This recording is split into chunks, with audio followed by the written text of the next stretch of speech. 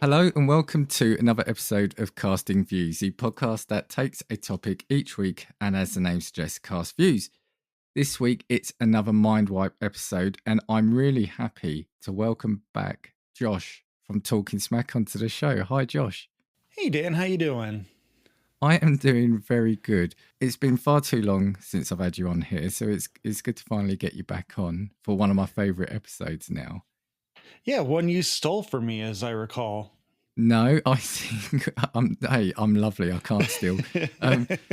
Let's tell the story again. So, yeah, I remember it was Slade, wasn't it, from Game Club Pod, messaged yourself and me and said, "Oh, guys, I've got an idea for a show, but I don't think it'll fit me. I thought it'd be good for you too." And then I thought, I really want that because I'd been thinking about it. I was thinking, I really want that, but do the right thing. And said, "Oh, Josh, really cool, calmly. Oh, if you want it, yeah, you go for it." And I think you said something like, "No, it's not for me." And I said, "Fine, I'll take it."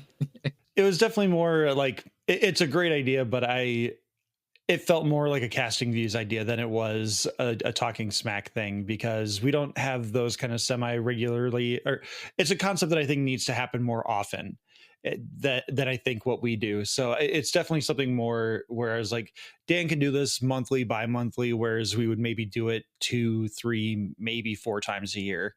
Whereas you can run it as often as you really want because it's a great topic. The thing is, I want to move it bi-monthly, but I just love talking to other podcasters and finding out what makes them tick. So at the moment, it's been monthly, and I think it probably will be while I can still fill spaces for it. Yeah. Yeah, like I said, it's a great topic because you dig deep into who a person is based on what they want to wipe and re-experience for the first time. So it's just a great idea. But look, let's talk briefly about yourself and your pod. So I think this goes out in August, but you've had a couple of so on Talking Smack, you've had a couple of big episodes recently as well, haven't you? We just had 150 back in June. As of recording this Wednesday, I have a really, really good interview with Douglas A. Burton, who is an award-winning author who he has championed this idea of the heroine's labyrinth, which is kind of like the other side of the coin that is the hero's journey, but it's focused more on like female-led stories. Like, what is it that makes a compelling woman-led story compared to just the prototypical hero's journey paradigm that everyone does? And it's a really good conversation. It's not necessarily this is the only way to write women's stories, but it's like a hypothesis. It's just taking the general idea of a women-led story and how do you make it compelling, and just being like, this is the map that I have created or that I have found through my research for Douglas. And it's a really good conversation. We talk about like aliens with Ripley. We talk about Katniss. We talk about like I call them the blank slate characters, like Bella from Twilight, where they're just something for people to imprint on. And we talk about like their place in media and storytelling. And it's a really good conversation. I'm very excited for everyone to hear it. And then this coming week we have I have the book right here. Michael Hirsch. If you had a favorite cartoon in the 90s and early 2000s, and even right now, he probably had a hand in it. He has published stuff like Johnny Test, Tintin, Roly Poly Oly, The Magic School Bus. He had, or produced, I should say, not published, but his animation studios that he helped create in the early 90s and even in the 1970s. He's the guy who created the animated shorts that went with the Star Wars holiday special. Like his company did that, and he's the guy who made it happen. And I'm very excited to be able to talk to him about some of that stuff. Yeah, it's amazing to be able to get guests like that on the show. Yeah, so looking forward to those. I mean, I've always enjoyed your show for a very long time now. Recent episodes, I think it's great. You've done a couple of episodes, haven't you, with Justin about what's happening in Hollywood? Yeah, what's going on with Hollywood? Yeah, where we're talking about like, why is Hollywood doing the things it's doing? Namely, like, why are they putting all this money into theatrical releases, marketing, and then just immediately dumping it on streaming? Like, what is the purpose of it? And we try to figure out through open conversation between myself, Alex, and Justin, what seems to be the purpose for these things, because they make no sense in terms of making money. Because streaming is a net negative for everything it does. And so it's something that we just we're trying to find the reason behind the madness, and it is a very fun conversation to have. Although we do end up eventually talking in circles because it's like we're only speculating. We can't find definitive proof unless we can, like, Freedom of Information Act request their tax records and everything like that. And there's a couple of other episodes I want to just pick out. I think it was the Inside Out 2 review, which I messaged you after, yourself and Alex. I remember that being a really good listen. And I think you have a funny conversation at the start about time, didn't you? Because I think you couldn't remember when House of the Dragon come out. And I was on Yeah. when I'm in the office, at every lunchtime, I go for a walk and I tend to listen to a podcast that's out that day. And I think it was yours. And I was just walking along laughing, out loud because it was just such a brilliant conversation you were having. That one, I memory hold myself because I was like, oh yeah, the synergy between doing House of the Dragon and Dungeons and Dragons, like that just makes too much sense to not have actually happened. So I Mandela affected myself. And then we looked it up and it was like, oh my God, no, we recorded that like 6 months prior to Dungeons and Dragons. And it's been almost 2 years since House of the Dragon was even on the air as brand new episodes. Yeah, that one I still feel because I'm just like, what else have I forgotten or what have I memory hold myself into? But yeah, you mentioned it yourself as well. 150. Well, you're, I think at the time of recording, what you're at 155. I think. Yeah, we're closing in on 160 already. Yeah, so 150. So I was going to say congratulations on that. But also, yeah, you celebrated it with SmackDowns, which again, brilliant name, brilliant concept. I love those. So keep those coming. Yeah, I think we're going to do those more once a year just because of the toll it takes for editing. And I like to do the fight cards. Like, that's one where I am shooting myself in the foot because it's like, I don't have to do the fight cards. I can just put out names and do the poll, but I like putting the visual effect to it because, among other things, you do have the a higher chance of engagement if you have a picture attached to something. So I always like to do the fight cards because, especially if you can make them look funny, like the one I was really proud of was the Cat in the Hat versus the Grinch fight card, where I used one of the photos of the Grinch where he's looking to the side and looking really concerned over at the Cat in the Hat who's just got a hoe. And he's just like, I'm going to whack you. Yeah, I am still envious of people being able to do these kind of things. And yeah, I've learned in our WhatsApp chat not to put too many, well, I was going to say not to put too many pictures of myself, but I still never learn because it's either yourself or Justin are so very quick on the Photoshop. But I've taken more to just responding with photos of myself because I'm like, I don't want to keep putting Dan in these positions. So I'll expose myself to it as well. It's appreciated. It's appreciated. But right, look, we're going to get on with this very shortly because we need to get with wiping your mind. Before we do, we're going to hear from some friends of the show. But you know what? I'm actually going to play your trailer because as we're recording, I was editing an episode a couple of days ago and I used a new trailer that you put out to us and it just had me in stitches. I think it's brilliant. So what better time to put it on again when you're on? So let's Is hear it the from you. accent one? Yes, yes, it is. Is it the Wisconsin? Yeah, our northern Midwest Wisconsin accents and like, oh yeah, there. Hey, don't forget to listen to Talking Schmack there.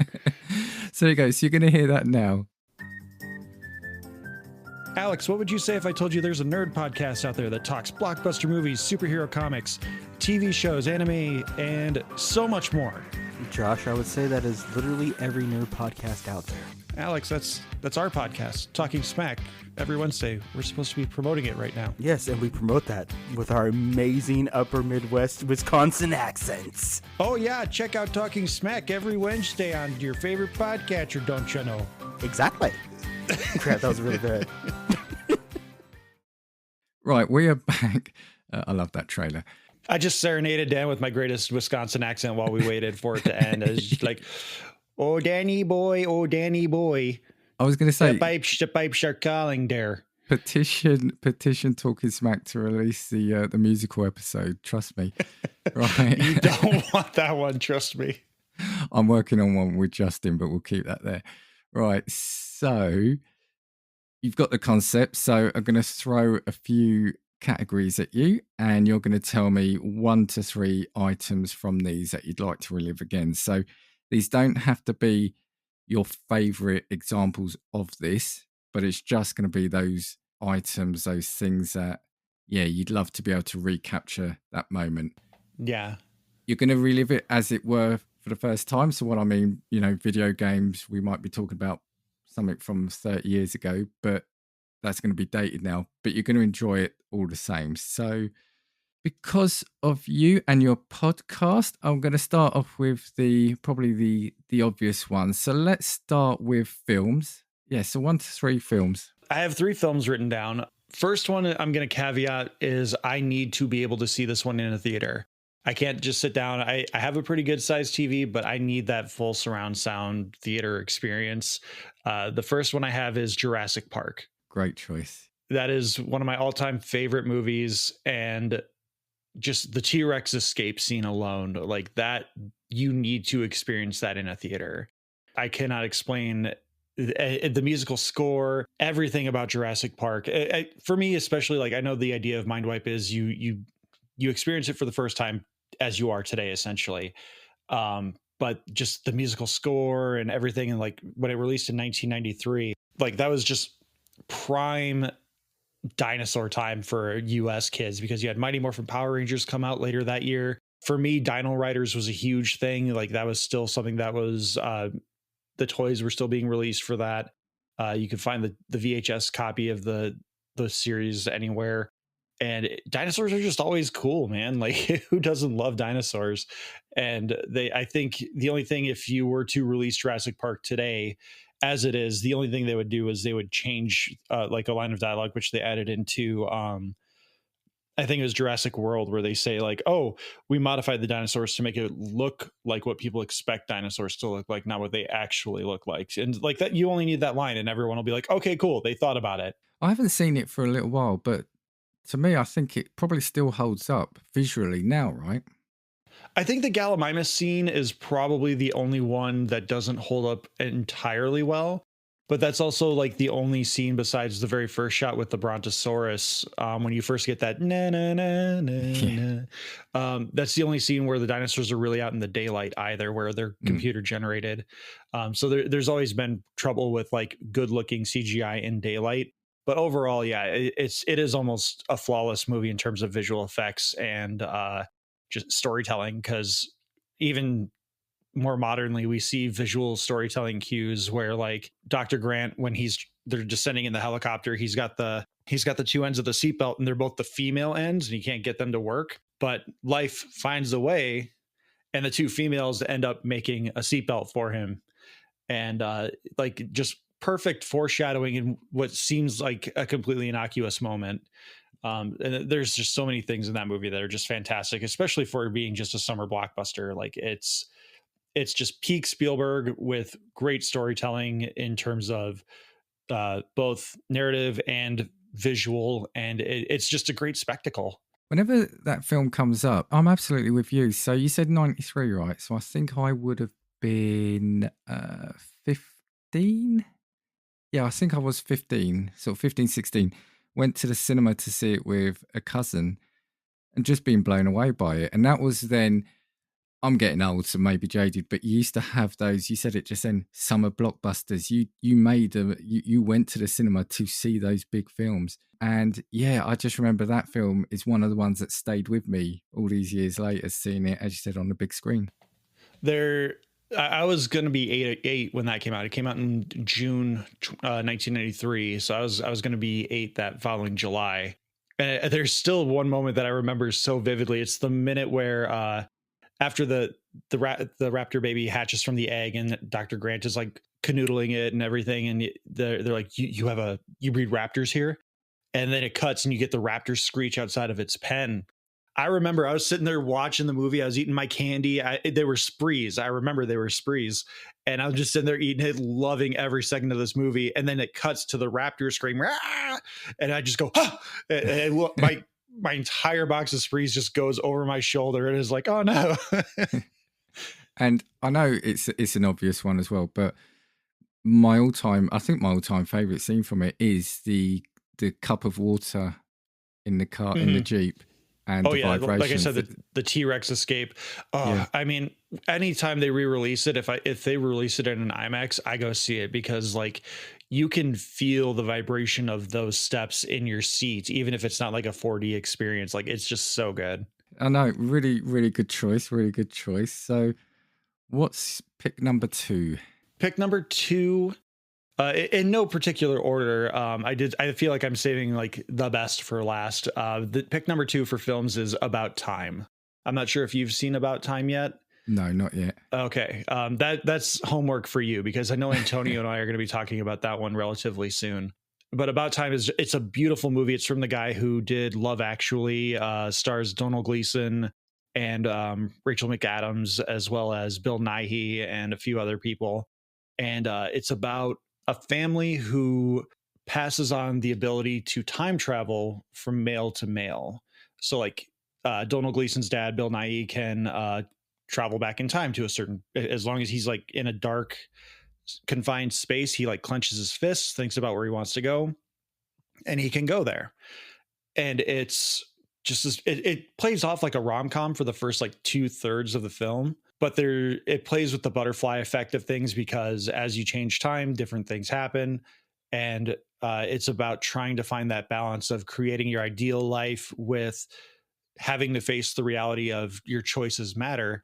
And it's an absolutely beautiful movie that again takes a little bit of a twist once you start talking about the relationship side of things beyond Donald Gleason's character creating his ideal life that he's going through.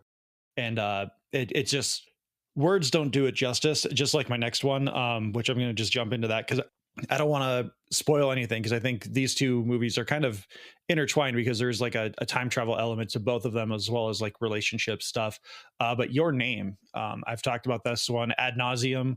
If you went back and listened to my episode that I just talked about with Dustin A. Burton, we talk about that for a little bit. I've talked about it with Antonio on The Cultworthy for Animation April back in 2023. I cannot recommend this movie enough either. And this is one that like wipe my brain every time after I've had a minute to experience it, so I can experience it again.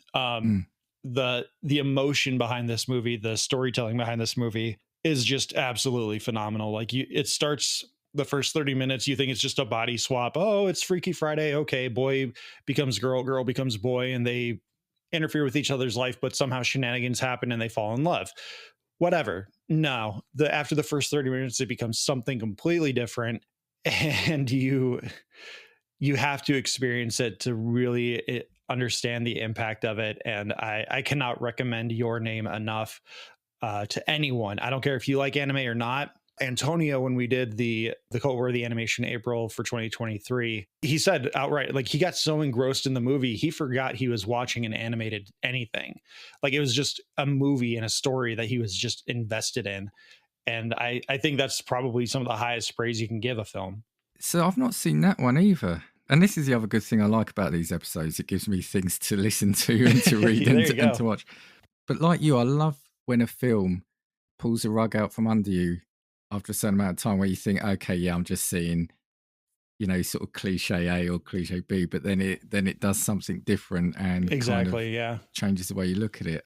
So are you a bit of a fan of time travel? Do you like time travel as an element in when films? It's done well, I think so, because like one of the films that I was toying with was also Avengers Endgame, but I think that it doesn't have as much to do with the time travel that they're doing, or multiverse hopping, whatever you want to call it. It was more to do with like the final battle, Cap lifting Mjolnir and everything. There's a lot of stuff that goes into that film that just, it makes my fanboy heart sing, but it doesn't resonate with me on a level that Your Name and About Time do, where those hit me more in the like empathy and emotional section of my brain, whereas Avengers is just high adrenaline roller coaster ride that you're just like, hell yes, everything just is amazing right now. So it's there's the spectacle versus the emotional, and the emotional will stay with you longer. And like, as much as I love Endgame, I will say it's one of my all-time favorite movies. It'll never be a number one movie for me, only because like there's a huge time commitment to it. It's 3 hours long, plus you have 20 movies building up to it. And then you also have just the fact that, again, it is a lot of spectacle. So it feels a little shallow without any of the previous viewing experience. So like mind wiping Endgame,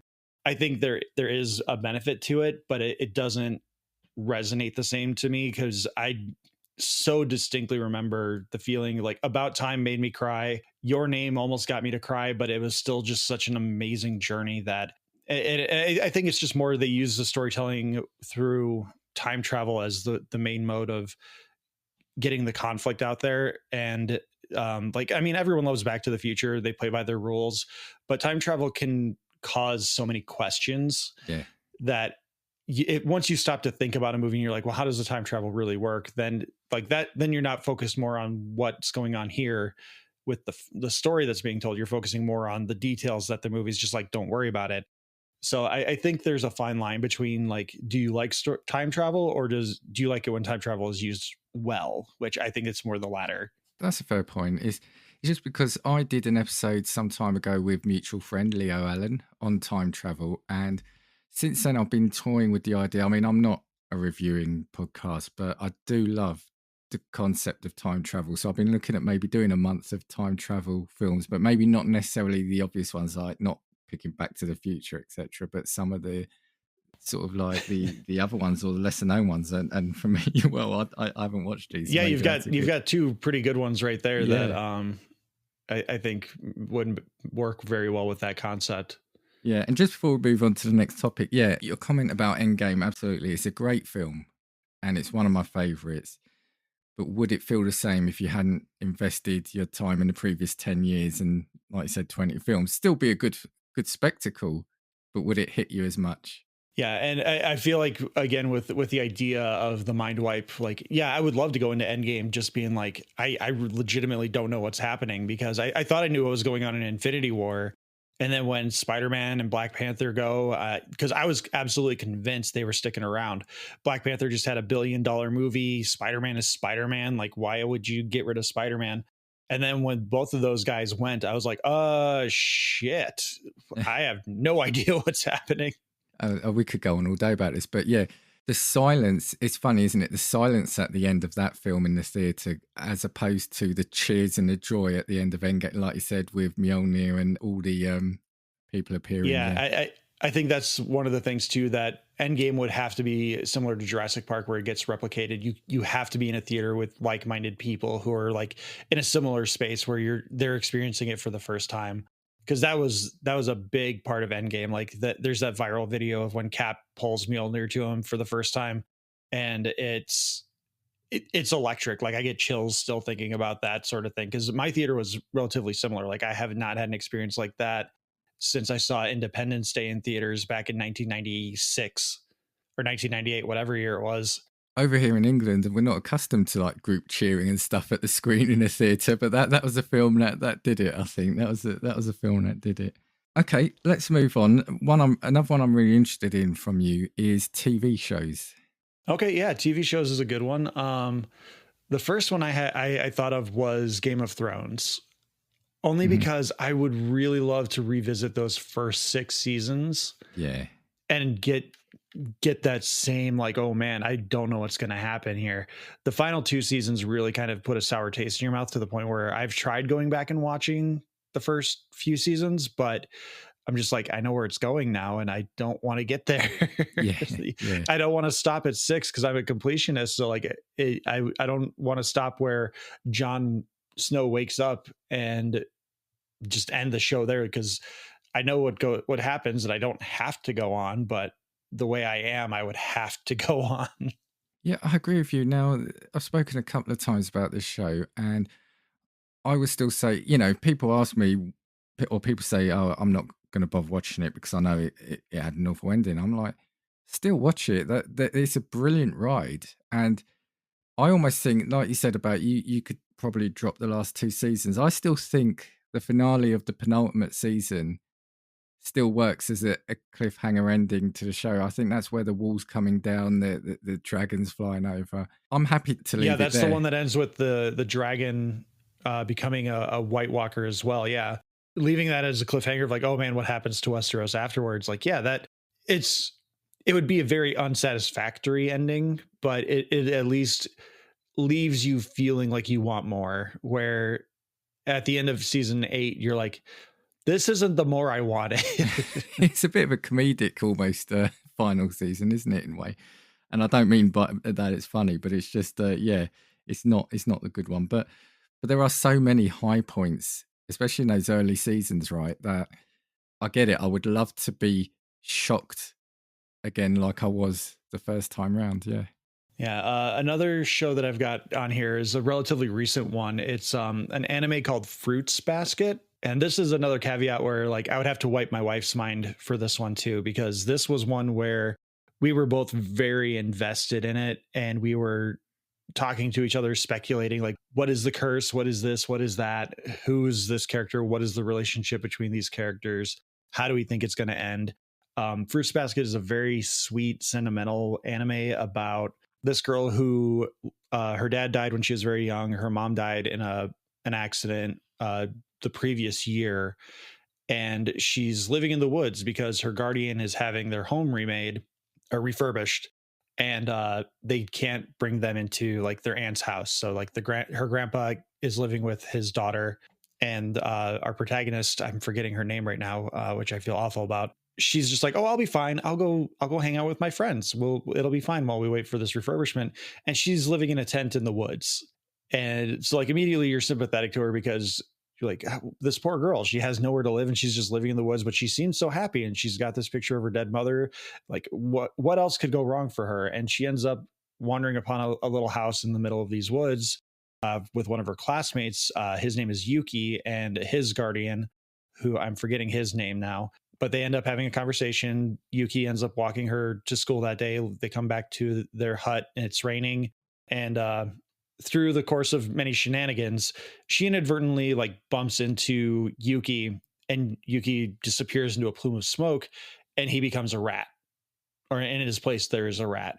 And she finds out, oh, they're cursed to be the zodiac animals from the Chinese zodiac. So there's like a cat, a dog, a cow, a cat, which the cat is like an addition to the zodiac. And there's a whole mythology built around it. But she decides she's going to keep their secret because, among other things, the family is very insular, that has this curse. And if they find out that someone has found out about the secret, they have the ability to like wipe their mind. And it's very sci-fi, but also very drama filled. And it's to put it in the best way possible, there are like 4 characters who bring just like the best gay energy to a show I've ever seen. There's never any true indication, like they're probably more bi for most of them, but like there's 3 older guys in particular who are like, I say older, but they're supposed to be like mid-20s, where they're just like, yeah, we're basically boyfriends. We've done things with each other. Who cares? And it's just the best thing ever. But overall, it becomes more about God, I wish I could remember her name. It's more about the girl and her relationship with Yuki and Kyo, who are rivals. One's a rat, one's a cat, and it's about their relationship. You think it's a love triangle, but again, similar to Your Name and About Time, it evolves into something so much bigger. It was a really great show. I think it's like maybe a total of 60 episodes. I think it's like 22 episodes for the first 2 seasons and then 12 episodes for the final season. And then there's a movie that I haven't watched the movie yet, but overall, just one of those anime that on paper, when you're describing it to someone, you're like, I don't get it. What are you talking about? But if you give it a chance and you get through the first like 3 episodes, you'll get the idea of it. And I think you'll be invested. Like I said, Ricky, I had started watching it, and Ricky, my wife, she was just kind of like glancing in passing. And then there's this one character who showed up, who's the rabbit in the Zodiac. And I'm like, oh, Ricky, you need to see this guy. I think he's right up your boat. And I replayed that episode. She immediately fell in love with every character. And she's like, can we start over? So I was already like 6 episodes in. And then I was like, yeah, no, let's go back. Cause I was like, yeah, let me see what I can't like find in the foreshadowing of the episodes I've seen so far.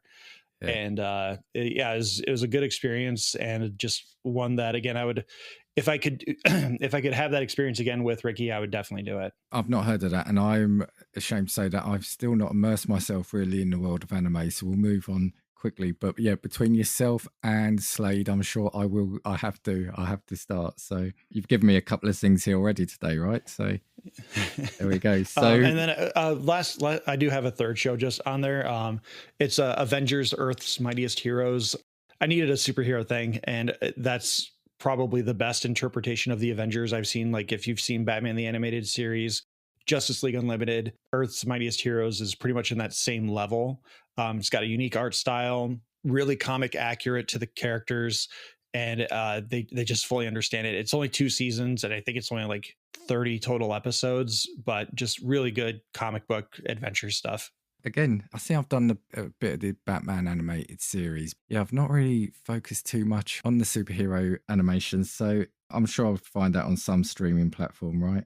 I know Earth's Mightiest Heroes is on Disney Plus, I believe, and then I think all the Justice League stuff is on Netflix, at least in the States. Yeah, of course it will be, right. So, okay, so another one I've been waiting to ask you about is, let's stick to the kind of same area. So video games. I mean, the first one I'm going to cheat. I'm going to say the Mass Effect Legendary Edition, so I can have all 3 in one. I'll allow it. Yeah, Mass Effect is one of those games that I would love to experience all these things for the first time, because we talked about it a while ago where I played like nearly 200 hours of Mass Effect between the end of October going into like May or April of this year. And I played like 4 playthroughs because of how the Steam Deck allows me to operate with my playthroughs. And I have the idea of how I want to play and the choices I want to make, or the choices I don't want to make in particular, because again, not letting Caden live, I don't care what ripple effect that creates for me. Caden's got to go. But I would love to have that moment of not knowing what my choices are going to affect throughout each game is. And I think to a lesser extent Mass Effect 3, only because you don't get that payoff with Mass Effect 3 where you see like the Rachni fighting alongside the Krogan, and there's a bunch of stuff that I really wish they had found a way to make that work, because the way the game ends does feel a little, I don't want to say cheap. I don't think it's cheap, because I do think there's still a lot of really good stuff in there. But the entire crux of the franchise is your choices matter. Your choices have an effect on the story around you. And to then have the final mission of the game just basically be you and your squad, seeing occasional glimpses of the larger battle happening off to the side of you, it doesn't hit right, because you're not feeling those choices impact the way you're playing. Yeah, I think I agree with everything you said. I mean, I love Mass Effect. I've said it on here multiple times. I'm currently replaying it now. It's one that my wife will sit down and watch. And even now, even though I played it, it's got to be in the double digits, right? It still hits, hits home with me. So I'm thinking, as you said, if I could actually have it to be that first time, how great would that be again, Yeah, because the way I played, especially when I was first playing, I mean, I had years to play the first Mass Effect until Mass Effect 2 came out, and I could like perfect my playthrough. But just even playing through the first game and finding out like, oh, I made the Destiny Ascension blow up because I decided to do something else, and I don't like that, but now I'm stuck with that choice. There is just something cool to those kind of games where your choices affect the outcome. Yeah. And overall, it's one of those series that I would just love to have fresh eyes on again. Yeah, and I can probably say it now, because when this goes out, it should already be airing. Chatsunami's doing a Mass Effect month, and he got me on for Mass Effect 3, and I think we spoke about it for about 2.5 hours. It was on a Friday night. We probably could have gone on and on and on. Yeah, I'm very excited to hear those episodes, but also not hurt at all that I didn't get a call. Well, when I do something Mass Effect related, you'll be number one. Well, we did the Mass Effect 1 15-year talk, Yumi and Matt, a couple of years ago. So, I mean, we should be coming up on Mass Effect 2's maybe next year. No, we've already hit it. 15 years. I don't know. Either way, we'll have to look it up and do some for Mass Effect 2 and everything. We'll do something. Okay. I'm feeling very Bender right now. Like, I'll go open my own casino. We'll have blackjack and hookers. Yes, moving swiftly on. What's number 2 then? Number 2 I have is Halo Reach. Even if you're not a big fan of Halo, Halo Reach did something very unique for the Halo franchise. And among other things, it was customizing your character into the cutscenes. Obviously, you're always playing as the template character Master Chief, so like his armor never changes. But through the multiplayer and the firefight mode, you can upgrade your character and you can quote unquote buy new armor through experience points that you earn.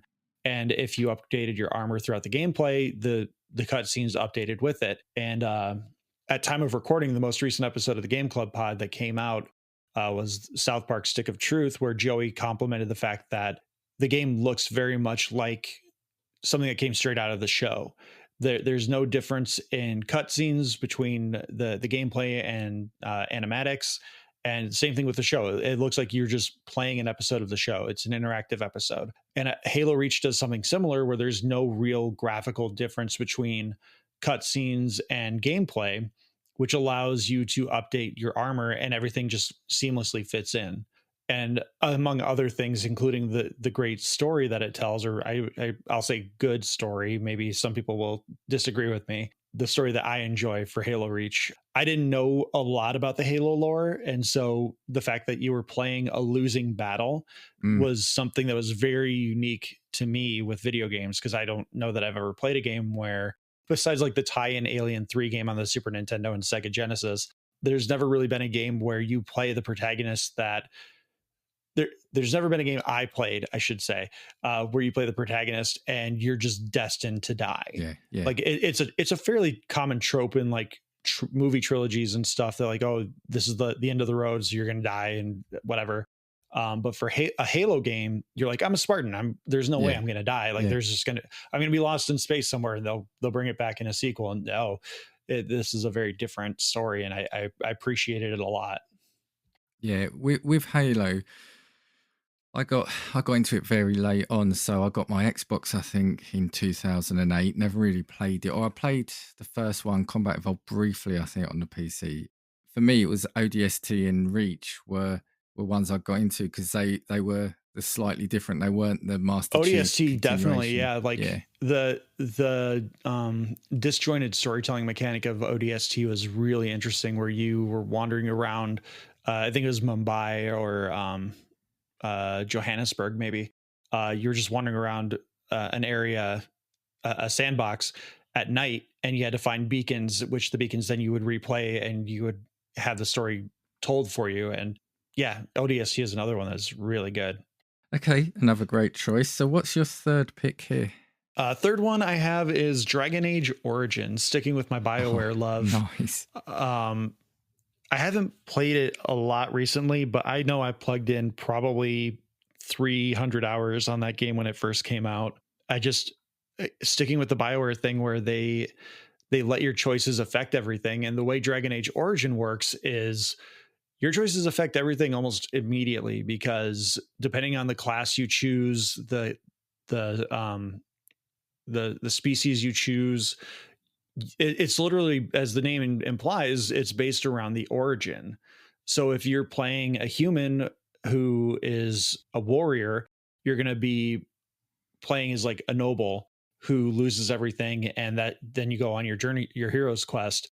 But if you decide to be an elf mage, the world hates mages. The world really hates elves. And so the world is going to engage with you differently. And same thing with dwarves. Dwarves are kind of looked down on, no pun intended, but they also can't do magic. So the world engages with them a little differently because they're viewed as lesser beings because they can't engage in magic. So like there's a whole mess of things that the game narratively switches up on you, which like overall the ending more or less plays out the same, but it's just the way it portrays the world reacting to your character that affects the experience you're having, because it is tied to your origins. So the way it branches from there, it feels natural depending on no matter what class and designation you choose. But overall, it just, it's one of those games that I really just, it scratches that Lord of the Rings itch along with the role-playing itch. And the combat was unique too, where it wasn't quite point and click or RTS, but it was like a really interesting combination of all of them. And I just really enjoyed it. I'm actually peek behind the curtain, as the Game Club boys like to say, I will be joining them for a Dragon Age Origins episode in the not too distant future. Oh, brilliant. So we're going to play the first 10 hours of the game, which I think is absolutely perfect for a review, because the main push of the game, like I said, is the origin story for your characters. So I'm really excited to hear what Joey, Tim, and Slade choose to do with their characters. I have an idea for what I want to do with mine, but we'll see what. Hopefully, everyone has a unique experience that it creates a good conversation. It's funny because I've literally just re-downloaded it, because once I've done this playthrough of Mass Effect, I really had an itch to scratch with playing Dragon Age again. And I remember being obsessed with it at the time because, like you said, it's the characterizations again, just like in Mass Effect, it's the characters, isn't it? And the origins, I think, isn't there like 6 or so different characters you can play, and each one, the origin is different. It's slightly different with each one, yeah. So like if you're like a dwarf tank, I think you start off again at more like nobility. But if you're like a dwarf rogue, it's a little different. And then I think different storytelling mechanics open up for you as well. Like if you're, I think if you're a dwarf character, you can encounter a young girl who wants to become a mage within the dwarf kingdom. And you can basically be like, you're a dwarf, you're never going to learn magic. Sorry, but go do something better with your life. Or you can tell her, hey, I'm going to go to where the mages have their school, and we're going to get you signed up, and we'll see what we can unlock for you. And I think that plays out throughout the course of the game as well. Like once you get her, if you choose to let her go to the mage area, you can get updates on how she's progressing. Well, I'll return the favour you did me earlier. When I'm replaying it, I won't be upset that I didn't get invited to the Dragon Age party with you and the Game Club boys. Okay, so well, I don't know if you've made your Dragon Age Origins love as well known as my Mass Effect love. No, it's a great game. Like I said, I haven't played it for a while, so yeah, it's funny. I've recently downloaded it because it did take quite a shift in tone, didn't it? The gameplay, then the sequels, right? The first Dragon Age 2, they decided, I think there was a lot of EA interference with that one. I think they were like, make it Mass Effect 2. Yes. And it's like it became more of a button masher, and they got rid of the squad control that you can do. Like basically you can just bring your group with you, and you can say use your powers offensively, defensively. And I think there were like quick triggers that you can do to be like, I need someone to heal me. But overall, like everyone was a little bit more autonomous, where in Dragon Age Origins, you had I think it was a squad of 4, and you told everyone like, okay, you attack these guys, you use area of effect, you use this. And I think it played really smooth, considering how, even on console, like how intricate the combat system was. And then Dragon Age Inquisition, like I didn't even get past the tutorial. Like they changed so much of everything on that game. Like I was so excited for it. And then I played the intro mission, and I was just like, no, I can't do this. So I flipped it for my trading credit, and I ended up picking up, I think, Destiny, because that was around the time where all of my friends were playing Destiny as well. And I probably just made a few people faint, because like, you traded in Dragon Age Inquisition for Destiny. You know, like I wanted to experience something with my friends, and I wanted to have fun with my friends. If I wasn't gonna have fun in a solo mission on Dragon Age Inquisition, like, sorry, not sorry. No, that's fair. That's fair. All brilliant choices there. We're now gonna change it up a little bit now. So we're gonna go to the world of sports. So these don't have to be things that either you've done or that you've actually been to. They can be sporting events or games that, were before your time or the other side of the world. Yeah, I've never been I have some sporting achievements, but none of them ever feel like they like molded my character as much as like experiencing the event. I'm going to cheat a little bit. The Packers have won 2 Super Bowls in my lifetime, Super Bowl 31 and Super Bowl 45. At time of recording, here's hoping that Super Bowl 59 is the Packers' year. But if I could caveat this one as well, Super Bowl 31, I was 11 going on 12, and my dad had just learned that we could record live TV with our VCRs. And he asked me to record the Super Bowl for him. Like, I don't remember specifically like why he wouldn't sit down and watch it with me, or if he was watching it in a different room. But I remember recording the game, watching the game, and that's where I fell in love with American football. But if I could, what I would do is, yes, I would mind wipe myself to experience that game with him, or that game and record it for him. But I would like try to use my powers, like guide either my dad or myself into that moment where we're experiencing it together. And the same thing with Super Bowl 45. I remember my nephew came to hang out at my house because his stepdad's a Bears fan. And if you know anything about Bears and Packers, they don't mix very well. Right. And like, I love my brother-in-law. He's one of the greatest dudes I know. And even him, like, just, he did not want to have to watch the Packers potentially win the Super Bowl when the Bears haven't won one in 30 some years. So my sister asked me if my nephew could come watch the game at my place. And I, again, wish I could go back in time and be like, yeah, I'll pick him up and I'll go bring him to watch the game with dad. So like the three of us could have that moment together and watch the Packers win the Super Bowl and Super Bowl 45. Just because I would have liked to have experienced that moment with my dad to see his reaction more than anything else. Because he had been a Packer fan his entire life. He saw them win Super Bowl I, Super Bowl II when he was in his 20s. When they won Super Bowl 45, he would have been in his like mid 70s, late 70s. And I know Super Bowl 31 was a big deal for him because, again, it had been 30 years since the Packers had won anything of note. And just being able to see him be happy in that moment would have been a big deal. But those are two that I would like kind of mash into one. But again, if I could time travel with that as well and like push myself unknowingly, be like, I should go spend this time with my dad. Yeah. I would, that's the thing I would do, because among other things, sports are like the great equalizer. They're the thing that brings everyone together. And especially if you're rooting for the same team, like there's nothing like celebrating a big win with other people that are rooting for the same group of people, the same team as you. Yeah, I, again, can't disagree with anything you said there. And yeah, it's funny because before you said that final sentence, I was thinking you can sit down and watch your team win that title and it is a great feeling. But the first thing you want to do is turn around and celebrate, talk to the person next to you or have that drink with the person next to you. You want to, it's a community Super Bowl 45. thing, I remember my nephew was watching the game and he was sitting on the couch and I was standing up because the Steelers were trying to make a drive to go ahead. And when the Packers got the game winning interception, I literally just grabbed him from behind on the couch, threw him on my shoulders and just spun around screaming.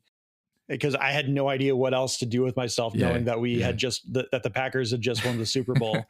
And I remember that feeling of him on my shoulders, spinning around in a circle and just being excited.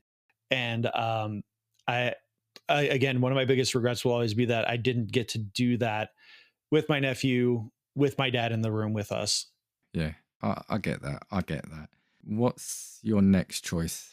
Next one, again, these are all time travel ones. Like sports is such a strange one because you kind of have to be back in that moment. Like you can't just put it on TV and watch a replay of it. But the final championship for the Michael Jordan Bulls in 1998, I remember, again, one of my most vivid memories, my parents let me watch the TV in their room because my sisters were watching a movie of some kind. And the Bulls had game 6. They were up 3-2 in their series. Best first team to 4 games wins. And they're going to Utah. Hi, Antonio. And I remember just sitting there watching every dribble, every point, every timeout. And the Bulls were down late and Michael Jordan hits the shot. Most people, if you saw the video, you would know the shot. He holds the pose. There's 5.2 seconds left on the clock. And I just shoot up. Like I pick myself up off my neck, off the front of my parents' bed. And my dad like feels the bed shake because of how like I get up. And he's like, what's happening? What's going on? I'm like, Jordan just hit the shot, 5.2 seconds left. They can win it. And that's one where my dad and I did get to have that moment because we watched it. But my dad was also like getting ready to go to work the next day. So it was already like 11 o'clock at night by the time this was happening. And he's like, I got to be up at 3 a.m. I'm like, yay, we won. But Yeah. time for bed. And it's one of those, I just remember that jolt of energy when Jordan hit that shot. It's just, that was a moment where I was just like, sports. Yeah, sports can make you cry, but it can also put you on the highest high, right? So Yeah. okay, because I'm just keeping an eye, and I know we've got a couple of other topics I want to put to you. Yeah, So I'll skip my third one for sports. It's not a big one. I actually already talked about it in the last not talking smack, casting views I was on with Adam from Decaying with the Boys. So if you want to hear the 1998 Red Wings story, you can go listen to that episode. Yeah, and it is a great story, and thank you for the plug for that episode. Right, so let's move on to books/graphic novels. This one I've got two. I'm not I love comic books. I love reading everything, but with stories, with books, I do feel like there is like there's a beauty in knowing where the story has come from to get to where it is now, especially in novels. But there are some standalone things that I would love to experience for the first time. And the first one that came to my mind was the book World War Z. Horrible movie, just given the name that it's based on. It's a horrible movie because it's not adapted from anything other than the title of that book. But if you have read World War Z, it is an amazingly haunting book about a zombie outbreak. And I think it's Max Brooks is the author.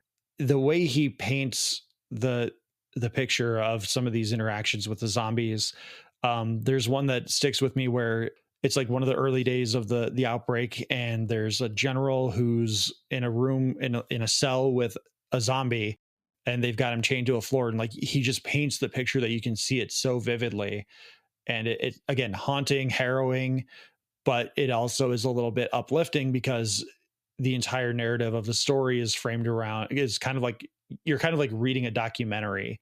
It's an investigative journalist going around and like trying to figure out like who knew what, when, and how. And the way the book is framed, it's like on the upswing post outbreak where they've kind of gotten everything under control.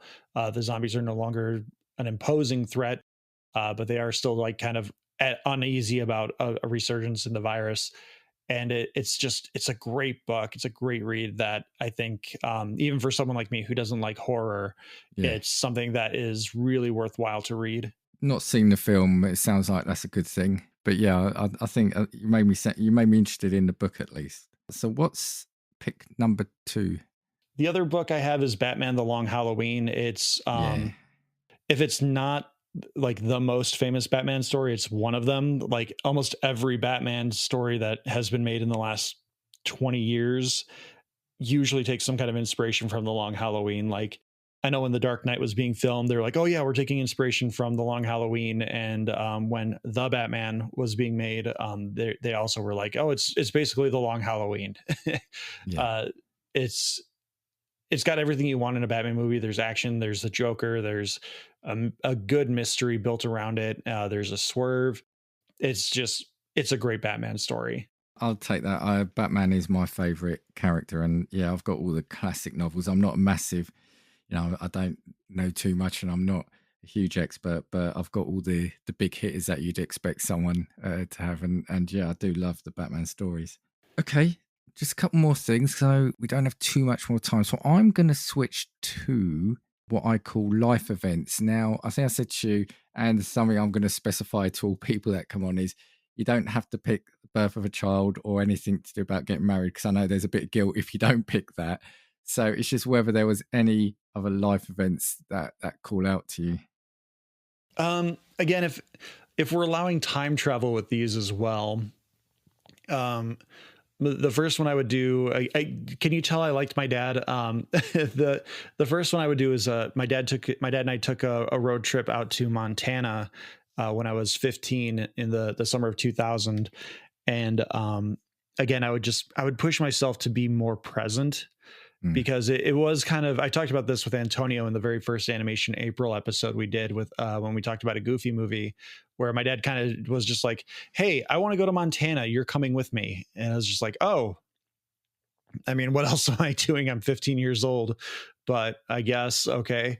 And it was a good trip. I just wish I could remember more about it. Mm. We went to Glacier National Park. We saw a grizzly bear. We went to the Grand Coulee Dam in Washington. But I wish I could steer myself to having more in-depth conversation with my dad instead of just being like the bored teenager. Like I wasn't mad about the trip. I was just like, none of this stuff interests me. Like, why am I going on this trip? But if I had been more present and aware of it, and just knowing like what it meant to my dad or acknowledging what it meant to my dad, I think my attitude would have improved and I would remember more about it. I get it. If we knew then what we knew now, right? Yeah. The other moment I have, again, if we're allowing a little bit of time travel, it's my excuse me, it's my honeymoon. This is also my first trip to Disney World. Okay, right. So yeah. Ricky and I get married in the summer of 2014, and I find out that my in-laws have paid for us to go to Disney World for a week. So I'm just like, yay, I get to marry this amazing woman as well as get to go to Disney World. Best reward ever. So it was just, again, being more present and focusing on the details, because I've been to Disney World a couple of times since, but as a parent.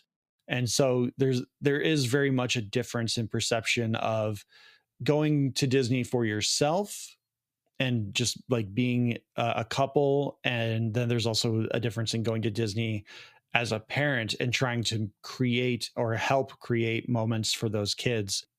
But I wouldn't say that if I couldn't go back and relive that moment, I wouldn't. But I have plenty of fond memories of that moment. But to be able to see Disney World, see the castle, they hadn't finished Star Wars Land, the Galaxy's Edge at that time, which I did get a little emotional turning the corner to the area where the Millennium Falcon is parked when we went there in 2022. I was just like, oh my God, it's so big.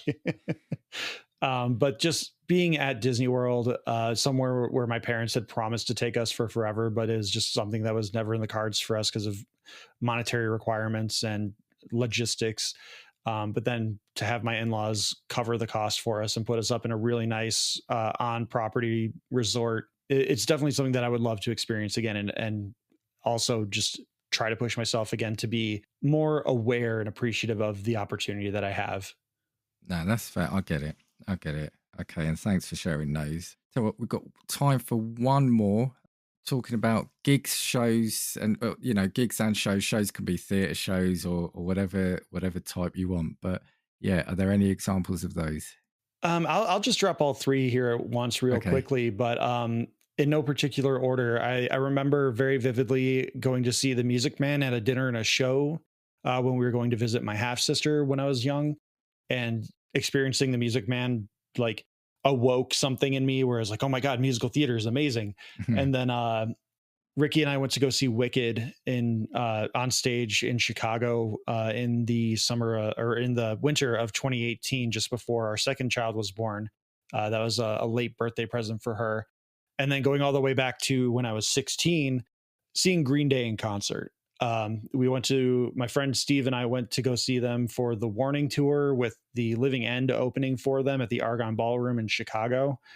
And yeah, being able to see Green Day live in concert, there is not much that compares to it, in my opinion. Whether you're a Green Day fan or not, they do an amazing job of creating an atmosphere and getting the crowd involved. I've seen many concerts in my time, and I think Green Day is one of those ones where like it's not so much their music is what brings everyone to the show, but it's not the point of the show. The point of the show is to have an experience, and they do an amazing job of crafting an experience for everyone to be involved. Yeah, that's right, because last week I think I put in our WhatsApp chat, didn't I, that I went to London to do that ABBA Voyage show, and I think it must have been you then. That's right, you hit back saying, oh, I think Green Day were there recently, I'd have come over. They were just in Wembley. Yeah. Yeah. I remember at the time sort of liking them. What's the first album? Is it Basket Case? That was their first nationally produced one. Their very first album, it's going to Pass the Lack was a song on that one. I think it was the first one. got Over Here. Or I remember getting Over Here. It was the first like heavily produced album. It was Dookie with Basket Case, When I Come Around, Welcome to Paradise. Dookie. And I just which that one's 30 years old now. Yeah, like it's ridiculous. And time does not make sense. No, because I remember picking it up Over Here and just thinking it just sounded like chaotic fun kind of thing, you know, and seeing their videos. That's kind of the vibe I got from it. Yeah. Again, very vividly remembering when my friend Steve's sister, like I had heard like When I Come Around and Basket Case and Welcome to Paradise on the radio, and my sisters had the cassette, but I never like connected the dots at the time because that came out in 94, 93 as a 7-8 year old kid. I'm more concerned about my cartoons, my toys, and my candy than I am like who plays what music. And then as I got a little bit older, when I was like 12 or 13, going into like 1997, 98, when Nimrod came out, that's when my friend Steve's sister Jen had brought their album Nimrod home, that has Good Riddance, Time of Your Life, and a whole bunch of other very underrated songs. That's when I was like, that was Green Day. And so like I went so deep down the Green Day rabbit hole from there, where I just bought everything I could. And then when I found out they were coming to Chicago and I had a little extra money from summer jobs and my allowance, Steve and I, we got my dad helped us buy tickets. And we probably the worst decision my parents ever made. Not that I did anything wrong, but they just put me and Steve on a train into Chicago to find our way around at age 15. And we just made our way to the Argonne Ballroom, found our way off the train, and went and did the show, saw the show, made our way back home, and got picked up at the train station in Elgin. And we made it home safe and sound. But brilliant. I mean, yeah, that's one of those moments where like I would never do that with my kids. Like, not that I don't trust them, it's I don't trust anyone else around them. I would not trust 15-year-old anyone to be doing anything in Chicago on their own. And that's nothing against the city of Chicago. I love Chicago. It's an amazing city. But if you are as naive as I was in 2000, 2001, whoo, man, that's you're putting a lot of faith in someone who couldn't tell you north from south. Oh, brilliant story. Well, look, Josh, that's it. That's the wiping of your mind done. You've made it through to the end of that. Thank you for coming on. You shared some brilliant stories there as well. Some great picks. Thanks, Dan. Yeah, it's always a pleasure to be here. Well, I'm going to get you on at some point as well for the dinner party episode. I do love that. So that goes back to what I was saying at the start. I do love these kind of episodes just for delving into the mind of people. So you will be coming back for that. Yeah, I'm very excited for that one. I do have to figure out, do I return the favor and bring Joey in, or do I just say, sorry, Joey, I love you, but I have to bring someone else in? No, well, I'll leave that to you. Yeah, he really played the guilt card on that one for me to pick. My Catholic guilt is kicking in as soon as he invited me over, and as soon as you were like, Josh, I have to have you on, I was like, oh no. Well, I think it was like, I was picking Tim over some of his choices for food, and then I think he saved the best card till last of playing your name, I think, towards the end, knowing that I would have to then pick you. So, which I appreciate you still picking me. Well, I'll leave that down to you who you do pick. But before we go, do you just want to shout out your podcast again, your socials, or where people can hear you? Sure. Yeah, you can find me on TalkingSMAC, talking superheroes, movies, animation, comics, and much, much more. As I like to say at the beginning of every episode, me and my co-host Alex, we talk all the blockbuster movies. We've had a pretty awesome string of guest interviews, which those episodes don't tend to do well for us, just because I do think like the people are a bit too innocuous. Like they're not well-known people, so everyone's like, why do I want to listen to them? But I think there's some genuinely good conversations that come out of those. So definitely, please, if you haven't already, go back and listen to our interview with Douglas Burton and Michael Hirsch, because I think those are going to be some really good episodes. I know for a fact the Douglas Burton episode is fantastic. We have yet to record with Michael Hirsch, but that's coming up soon. But yeah, if you want to talk comic books, movies, anything blockbuster or video games, we try to stick to one topic per episode, and I feel like we've hit a pretty good stride. So would love for anyone to come listen, and again, drop us some feedback, hit us up on social medias. We're at TalkingSMAC Pod pretty much everywhere. Best Buy. What the hell am I talking about? Instagram, TikTok, Blue Sky, Twitter, Facebook, YouTube, pretty much any social media platform. We are on it. Maybe we're not as active on certain ones, but we are there. And even better, the episodes come out on a Wednesday, so the perfect antidote to get you through the week. The perfect thing to get you through the week. Yeah, the middle of the week. Yeah, that's kind of the idea we had was one, comic books come out on Wednesdays, as well as it's the middle of the week. What else are people doing?